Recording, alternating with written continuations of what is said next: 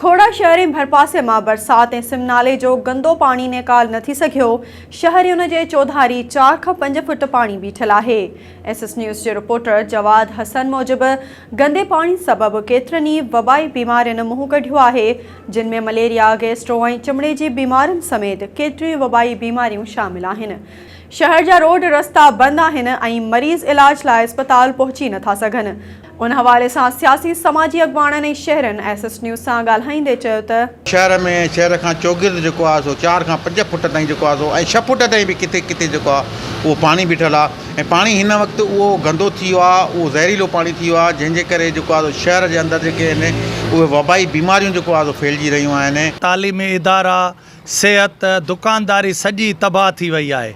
हिन महिल ताईं कम से कम 1.25 महीनो खोड़ा शहर में पानी न निकिरी सघियो आहे।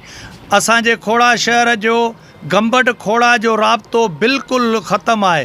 हितों जूं अस्पतालूं, हितों जा स्कूल तबाह थी चुका आहिनि। तालीमी इदारा जेके आहिनि उहे गुज़िरियल 2 महीननि खां बंदि आहिनि ऐं ॿारनि जी तालीम सख़्तु मुतासिर थी आहे, पर उन खां वधीक जेका आहे उहा रोज़मर्रा जी जेका ज़िंदगी आहे माण्हुनि जी, हज़ारे माण्हुनि जी, उहा जेका आहे मफ़लूज बणी पई आहे।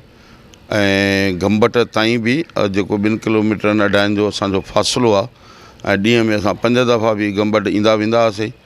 उते पुॼण लाइ बि असांखे 2-3 कलाक था घुर्बल हुजनि, तॾहिं त असां माना जेको आहे सो गंबट पहुची सघूं। इंतज़ामिया खे चऊं था त हाणे खुदारा पंहिंजी निंड मां उथो, छो जो बरसातुनि खे गुज़रे काफ़ी टाइम गुज़री वियो। उन खां पोइ महीने खां वठी असां लावारसी वारी ज़िंदगी गुज़ारे रहिया आहियूं। ड्रेनेज सिस्टम जो मुसलसिल 15 ॾींहंनि खां वठी इहो ॿुधंदा था अचूं, अॼु थी हले, कलाक में थी हले, सुबुह थी हले, शाम थी हले, रिज़ल्ट उहो 0/0 आहे। हाणे माण्हुनि वटि खाइण जे लाइ बि कुझु कोन्हे को, माण्हुनि वटि बीमारीअ सां मुंहुं ॾियण जे लाइ बि कुझु कोन्हे को।